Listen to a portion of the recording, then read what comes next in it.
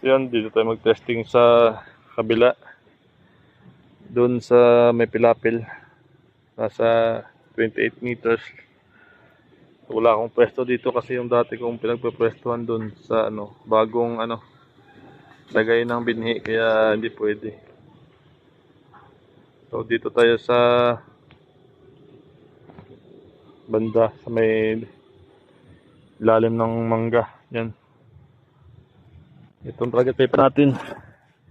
Testing ko siya sa 28. Column A, column B, i-set up doon sa pilapil tapos testing ko. Pero yung panahon talagang hindi maganda. Lalim na yan. So set up natin doon yung fill na yan. Ito yung target paper, wala pang tama yan. Yan. Ito yung pwesto ko sa dulo. Sa yun. Around na sa 28 meters. So balik tayo dun. So ito yung unit ni Sir Jerry na budget mill. Testing natin doon sa dulo. Ayan ang ulan. Nakaset ang unit niya sa 1.5 yung output. May karga siya na 3,000. Yung bat niya brown yung kulay. Yung scope ko na nilagay is sa akin yung na Marcol. Tapos yung old model na Marcol. Tapos ito naka-threaded yung silencer niya. Yan. Rounded tank na 0.35. 18 inches stock na palumpit. Channel regulator. Standard na budget mill, naka-black na black brown na bat, tapos rounded tank with silencer na naka-thread. Testing natin doon sa sa 28 meters. Adjust slip na ang power kung sakali. Magalaw tong table ko, sobrang galaw kaya mahirap, hindi siya stable talaga.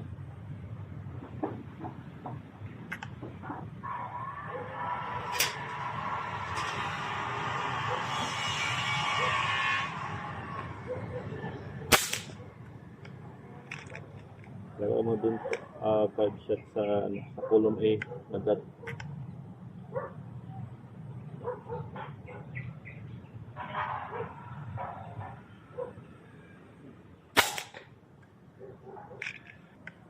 Ang gamit ko na pellet is 18 grain na GQ.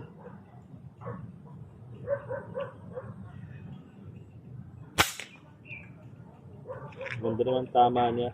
Nakatesting ko kanina 5 shots sa ilalim.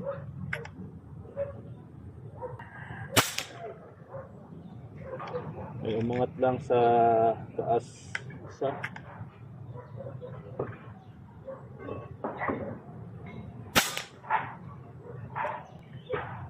Ito naman natin yung 19 grain na pellet. Naka-anim yata ako dun sa sa 18 grain. Ito i-testing ko lang sa tabi niya, sa tabi ng 19 grain. Ng 18 grain.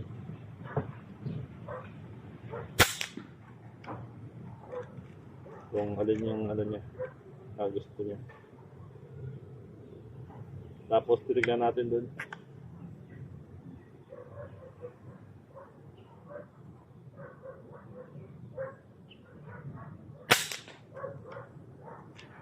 Dalawa.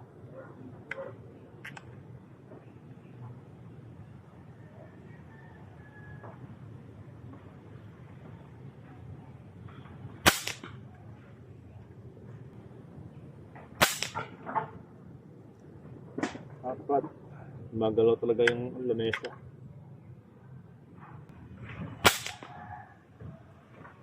Lima. So medyo malaki yan sa 19 grain. Hindi ko alam kung bakit. Pero sa 18 grain, maliit na siya pero may umangat ng isa sa taas. Sa buong group nito. Nasa 28 meters. Punta natin doon. Para fair. Up. Uminit na. Pero yun.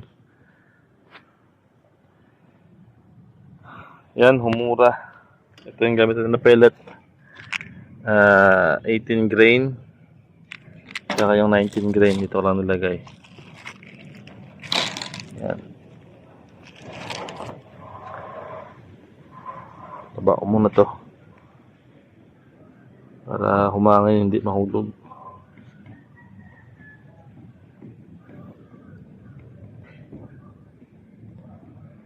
Yun, punta natin doon sa may ano.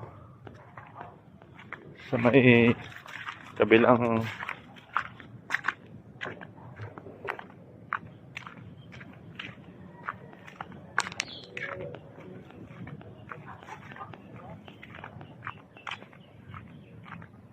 so, i-cut ko na lang muna kasi mag-ano dito. Pero yung grouping stone dalawa, isa sa ilalim, yung unang nag-ano ko, nag-indexing. Ito na. Yeah, hugutin natin para makita. Ano? Ito yung 4 shots kanina na tinignan ko yung ang kanyang indexing. Ito yung point of aim ko. Sa baba yung tama niya. So hindi ko na siya ginalaw yung posisyon ng barrel. Itong 18 grain naka 7 o 6 shots yata ako dito. Yan. Tapos meron isa sa taas. Kung wala yan, yan yung tama niya. Ito naman yung 19 grain. Hindi ko lang alam kung sa gumagalaw na ano na lamesa o sa inuupuan ko o yung sa ano ko sa yung sa gato, yung parang tungtungan ng ano, yung pinaka irigan. Lakas din kasi yung hangin. Ano? Kasi yung panahon masama rin. Yan. Yan yung tama niya sa 19 grain. Ito yung ano, tama niya sa 18 grain. Yun. Actual test saka actual test saka hindi siya ano edited or ano or pinaganda. Yung maganda talaga tumama. Kung ano tama niya sa actual na testing, ganoon talaga. So kanina nakita niyo naman na wala pa tong tama. So ito pa rin tama ko. 4 dito. 7 or 6 siguro, 5. Yan. Kung gusto niyo i-upgrade ang barrel, pwede rin. Kasi pwede siyang i-upgrade sa mga paborito kayong brand na barrel or gusto niyo barrel. So pwede niyo siyang i-upgrade yung gusto niyo. Kasi yung barrel na nasa 18 inches lang, pang compact lang, pang pellet. So depende na sa inyo kung i-upgrade niyo. Yung tangke, yung barrel, yung regulator, depende na sa inyo. Yun. Balik tayo sa posisyon. May bisita.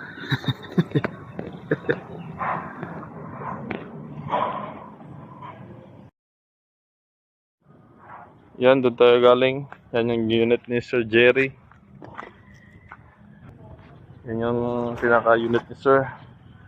So, depende sa kanya kung i-upgrade niya yung ano, yung barrel, yung panumpit, yung tangke, yung ano, regulator. Siya na bahala sa scope. Depende sa kanya. Pang compact lang to, pang pellet, pang blinking sa backyard. Yun, pang bantay sa farm, pwede. Kasi ito yung pinaka the best na pang bantay sa farm.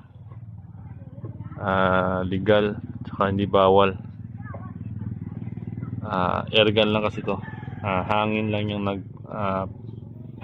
nagpapaano sa kanyang pellet. Ginagamit niya para mag-propel ng pellet. So, yun, sa mga naghahanap pala ng mga palagi ng ano ko na account, ito i-pass sa screen. So dyan lang ko pwede kontakin or sa GTPCP na Facebook account, kasi yung minsan hindi natin naasahan na ma-restrict or ma-suspended yung account, kaya kailangan natin ng multiple na account. Pero kung ano, mas maganda tumawag kayo kung sakaling pipila kayo dito kasi or sa tactical or sa ibang model para sure talaga na ako yung kausap niya. Tapos ang pila nito is open na. Ready na to sa next batch. Kaya ang pila nito tumatanggap kami hanggang 4 months onwards yung releasing nito sa new na batch kasi ito na batch is tapos ito for ano na to for releasing na lahat. So yun lang sa unit ni sir, budget meal. Ang standard na to is 23.9 yung standard. Walang silencer, walang scope, flat yung tank, plain yung bat. Yun yung standard niya na 23.9.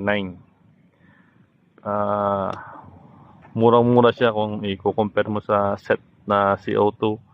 Ngayon sa market almost nasa 20 plus din. Ang full set, yung scope nila may pellet, ganun.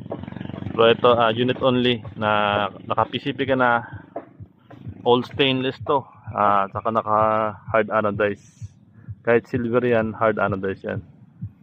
Tapos malaki na yung tangke mo, maraming shots, 0.35. Yung valve nito napakaganda, hindi ka hingalin sa kakapump. Kahit na mag-pump ka ng isang beses, 2 beses, maglalak agad. So yun yung pinagkakaiba niya sa sa CO2. At least ito yung aluminum niya is T6 grade na pang eroplano. Mas ibang klaseng aluminum, mas matibay ito kung ikukumpara dun sa ordinary na aluminum. So safe na safe. Subukan ko to dati, nasa 3,000 yung laman nito. So goods pa rin. Pero yung max ito is 2.4, 2.5 ganon. Doon lang tayo sa pinaka max, pinaka safe. Yan, stainless din yan lahat yan. Hammer niya, yung trigger niya is adjustable. Yung hammer niya full CNC made to, hindi siya yung manual made sa lathe ginagawa. Kung mapapansin nyo, yan, full CNC made yan. Hindi siya manual na mano-mano sa lathe machine na ginagawa. Yan, ganyan siya kakinis, sobrang kinis yan, as in. So, ayun na ng ulan.